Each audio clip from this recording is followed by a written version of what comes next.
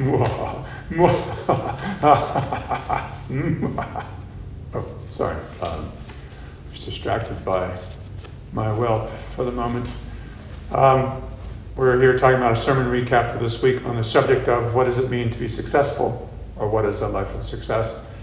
And as you might have seen early on, we often equate it with wealth, with acquisition of assets and stuff, or whether we succeed in business, have a great title or great position. But the question is, what is the Lord's definition of success, or what does the Lord teach in His Word that success is?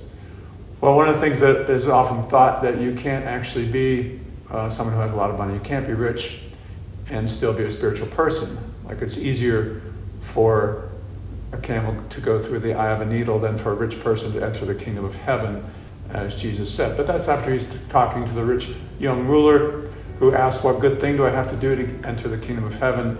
And Jesus says, it's keep the commandments. And the young ruler said, I've done those all my life. Then Jesus says, well, sell all that you have, give to the poor, and then you'll have treasure in heaven, or then you'll have kingdom of heaven. And he went away sad because he had many possessions. But we're told, and it's clear everywhere, that Jesus always taught something in parables. Everything He said, without a parable spake He not unto them, the scripture says. So Jesus is talking about something else. He's talking about, what do we set our hearts on, and what are we rich toward? Do we care about only ourselves and our own position, or do we care about wealth and our positions so that we can use those positions or that wealth to be of service? Like, you can have a really nice house, but if it's all about, I want a nice house because I want to look good, or it's because I want people to think I'm powerful and that kind of thing, that's not the right attitude. The right attitude is, I'd like to have this house so I can use it to raise a family, or to invite people into my home, to give service, or it's a place where we can do useful things.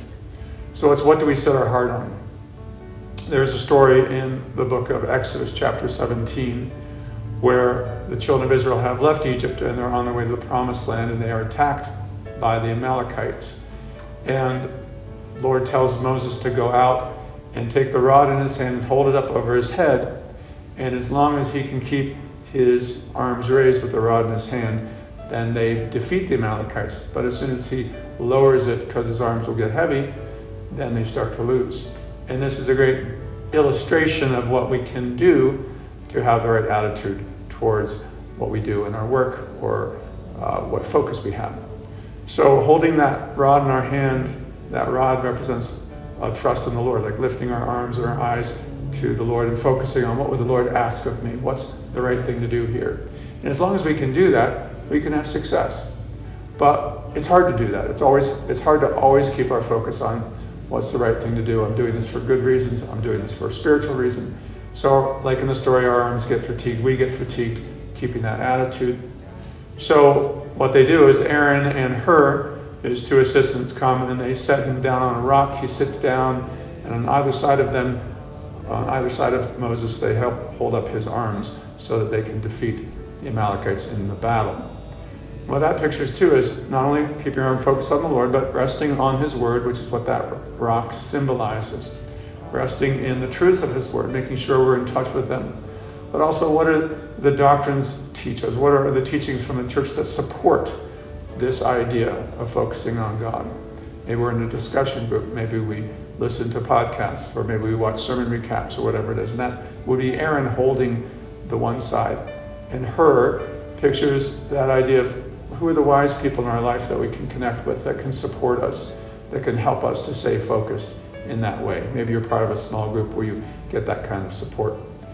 So that's one illustration. And the Lord also tells us, lay up not up for yourselves treasures on earth, where moth and rust corrupt and where thieves break through and steal, but lay up for yourselves treasures in heaven, where neither moth nor rust corrupt, but where thieves do not break in and steal. For where your treasure is, there will your heart be also. So the Lord is asking us, where is our treasure? What do we love most? Because what we love most is where our heart is.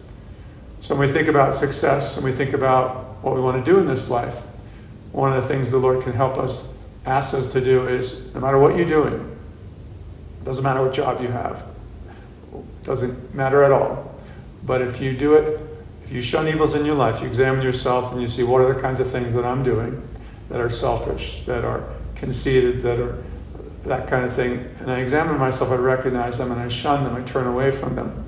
And then I do what I do, whatever my area of responsibility is. If I do it honestly, if I do it justly, and I do it faithfully, then I become a form of charity. So everything that I do is good. So I shun evils, I look at that, and I try to be honest, just, and faithful in all that I am entrusted with. That makes my life a success. That makes your life a success. All right, thanks for listening today. I hope you have a great week, and we will see you next time.